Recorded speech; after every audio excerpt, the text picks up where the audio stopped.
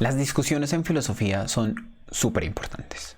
Las necesitamos. Y las discusiones en filosofía tienen muchas formas. En muchos casos la discusión es con un texto, con Aristóteles o con Arendt. Leemos lo que dicen y nosotros vamos entendiendo, pero a la vez no solo vamos recibiendo pasivamente, sino que vamos cuestionando también, interrogando, preguntando y avanzando nuestro entendimiento y revisando el texto al mismo tiempo. No hay dos momentos y eso es súper importante. La discusión hace parte fundamental del trabajo en filosofía. Pero no solo lo hacemos con textos, sino también lo hacemos con personas. En las clases de filosofía, en los seminarios, en los cursos, charlas, conferencias y demás, se presenta un espacio para la discusión. Usualmente se tiene un tiempo para que alguien presente un tema y luego hay un espacio también para preguntas. ¿Listo? Hay un momento explícito donde se abre el tiempo para la discusión. Sin embargo, creo que en muchos casos ese espacio para la discusión no se ve tan bien aprovechado. En muchos casos se ve más bien lo que yo considero es un espacio de matadero.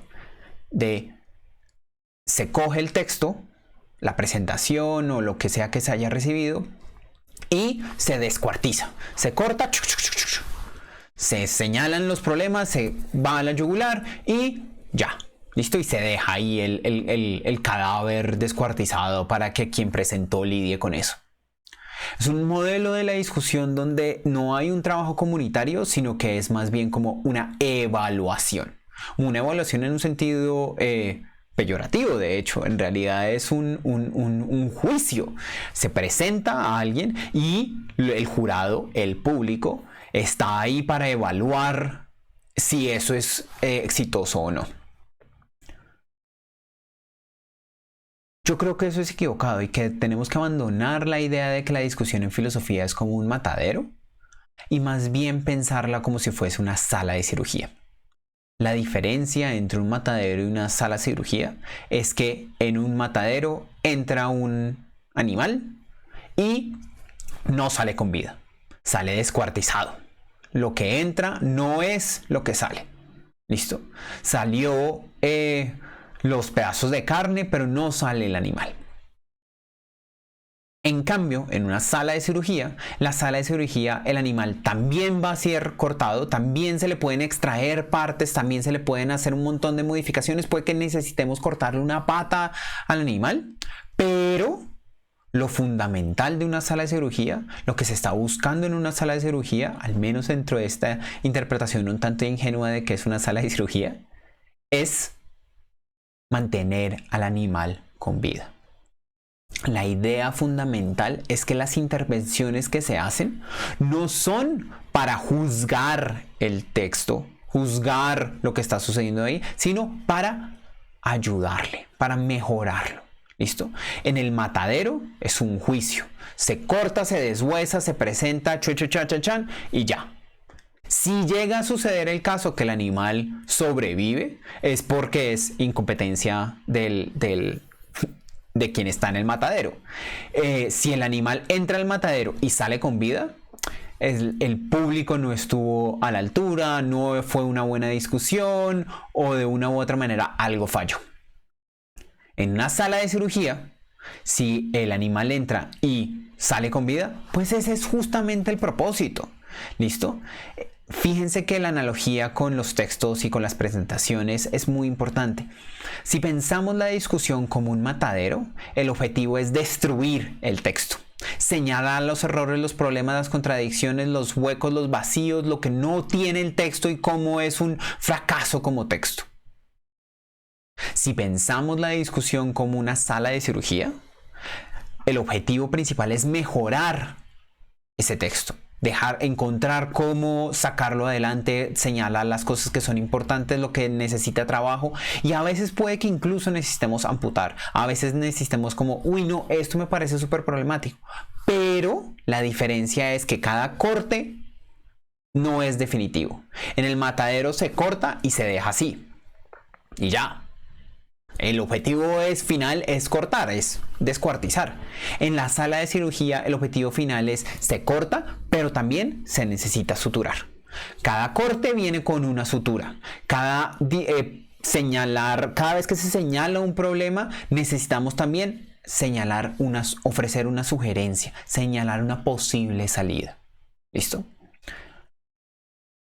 Esa es la idea. La idea que les quiero presentar hoy es una manera de organizar mejor las discusiones en nuestros salones de clase, en nuestras presentaciones y en general para que pensemos en cómo deben ser comentarios más como de sala de cirugía, que si viene en corte, viene sutura, que como un matadero, que es donde se busca descuartizar el texto. No es una versión de oposición de quien el público se opone a quien presenta, sino de colaboración. Estamos juntos en una misma empresa, ¿listo? Quien presenta tiene una obligación con su público y es tratar de ayudarles a entender algo. Y quien está en el público tiene la obligación de ayudarle a quien está presentando a mejorar ese tipo de cosas, ¿listo? Quiero que lo pensemos de esa manera. Para esto, quiero entonces utilizar una herramienta particular. Quiero ofrecer algo que no siempre va a funcionar en todos los momentos, no siempre va a ser la mejor manera de intervenir a esto, pero quiero que para los propósitos de algunos de nuestros cursos lo utilicemos. Y eso se llama la realimentación gradual. Esto está adaptado del trabajo de Daniel Wilson en el Project Zero, llamado Feedback Ladder, y es nada más una forma de organizar la realimentación, ¿listo? Yo lo he modificado un poquito, pero si buscan Daniel Wilson, Project Zero, Feedback Ladder, tienen un montón de herramientas pedagógicas para ayudar a estructurar diferentes aspectos. Yo he decidido adaptarlo, esto particularmente al caso de nuestros propósitos en la discusión en la materia de metodología de la investigación filosófica. Entonces, ¿cuál es la idea? La idea es que vamos a darle un poquito de orden. ¿Y por qué? Porque no solo hemos visto los casos del matadero general, sino que además hemos visto que los comentarios al final de una presentación suelen ser una mezcla de diferentes tipos de realimentación. Todos hemos escuchado a quien dice, esto no es una pregunta, tengo más bien un comentario, yo en realidad quería hacer esto y decir cosas. Gente que termina haciendo una segunda ponencia, o gente que presenta simplemente como, yo leí esta otra cosa, y no es claro cómo eso entra ahí. Por eso la sugerencia es, vamos a seguir esta escalera. Entonces, para ayudar a estructurar la realimentación y separar más claramente cada uno de sus elementos, vamos a implementar una secuencia particular. ¿Listo? ¿Cuál es la secuencia? Vamos a tener 4 pasos. ¿Listo? Primero, señala lo que no se entendió. Segundo, señala lo que le parece chévere. Tercero, lo inquietante, lo problemático, los vacíos. Y cuarto, lo que hay que hacer. ¿Listo? Los pasos 1, 2 y 3 son equivalentes a cortar. Señalar, abrir, mirar cómo está, diagnosticar, señalar lo chévere, lo bueno, cómo están las cosas. Y el paso cuarto es el más importante. Es el paso donde se sutura. El paso donde empezamos a mejorar. ¿Listo? Entonces voy a explicar en detalle cada uno de estos elementos para poder seguir adelante. ¿Listo? Entonces, el objetivo es primero señalar lo que no se entendió.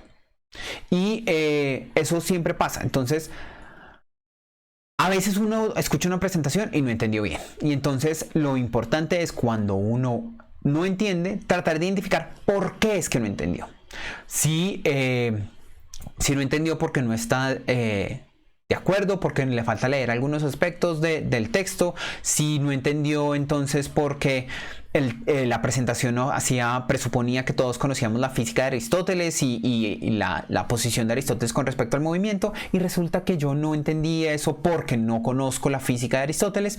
Entonces, pues, eso sería una pregunta. ¿Me podría explicar cuál es la relación de la física con la que acaba de presentar? O en otros casos también vamos a poder ver algo similar, como Arendt utiliza esta noción de pensamiento y acción y a mí no me queda del todo claro cómo es que se entienden.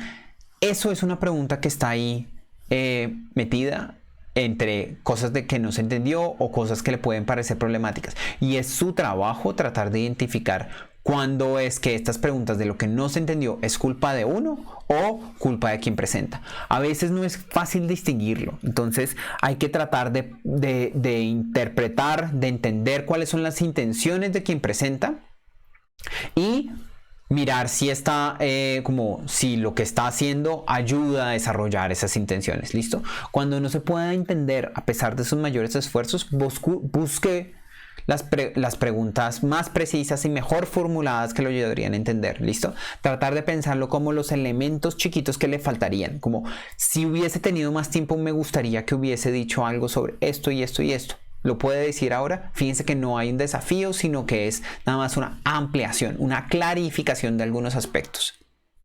¿Listo? Entonces, primera etapa, lo que no se entendió. Segunda etapa, lo que le pareció chévere.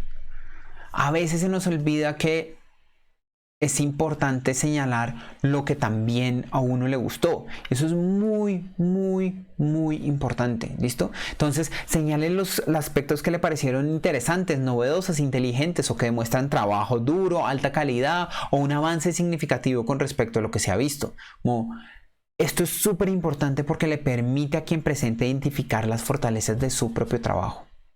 Uno no es muy bueno reconociendo las fortalezas de su propio trabajo, y menos si está nervioso presentándole a otras personas. Entonces, cuando alguien le ayuda a identificarlo, quizás a identificar las fortalezas serían cosas que quizás uno no hubiese reconocido de otra manera. Y entonces esas son cosas que uno debe mantener cuando se dispone a editar el trabajo, porque el trabajo filosófico se presenta, pero se vuelve a él. Entonces es importantísimo ofrecer comentarios que también señalen lo que le pareció chévere, porque son parte fundamental de poder seguir adelante con el trabajo filosófico. Ayudan a quien presentó a poder identificar lo que tiene que mantener o las cosas que debería explotar de su trabajo, las ventajas. Es muy importante. Con esto pasamos a la tercera parte, y es lo inquietante. Esto es la parte más tradicional. Entonces, es el momento en que se señalan los aspectos que le parecieron objetables, dudosos, riesgosos, explique aquello que le parece que no, con lo que no está de acuerdo, formule desafíos a las presuposiciones de quien presenta, identifique lo que se presenta como de manera obvia, clara, sencilla y cuestione si en realidad es así. Fíjense que es mucho más tradicionalmente lo que llamamos ir a lo yugular. ¿Listo? Señalar lo inquietante es señalar los vacíos, los huecos, los problemas que vio con la presentación. ¿Listo? Esto es lo más tradicional y más o menos como que se ha fortalecido esa forma de entenderlo. Pero es súper importante no quedarse con eso. No es solo se trata de señalar qué fue lo que le pareció inquietante, sino que además lo que se necesita es señalar lo que hay que hacer. ¿Cómo mejorar? ¿Listo? La idea es que en este momento se ofrecen sugerencias para mejorar. Póngase en los zapatos de quien presenta y piense cómo respondería a los puntos anteriores. Piense cómo respondería a lo que le pareció inquietante, lo que le pareció chévere y lo que no entendió, y tratar de formular un comentario como direcciones particulares sobre lo que usted cree que se debería hacer. Puede que no las tomen. Puede que quien presenta no tome esas sugerencias y no es tampoco algo que deba hacer, pero es súper importante que esta es la parte de suturar, de arreglar. Mire, yo identifiqué un problema súper grave en esto y creo que usted, dado este problema, tiene dos opciones. Y eso es súper difícil. En muchos casos el trabajo filosófico se queda nada más en la parte negativa, en mostrar lo que no está funcionando, en esto no fue así, esto no está así, le falta leer esto, sino, ok, ¿qué le recomiendo hacer? Dadas esas circunstancias, dados sus intereses, dado lo que le pareció chévere, ¿qué debería hacer ahora? Eso es la última parte de esta escalera de reglamentación. Entonces, ¿cuál es la lección que quiero que queden? Entonces, primero, sala de cirugía, no matadero.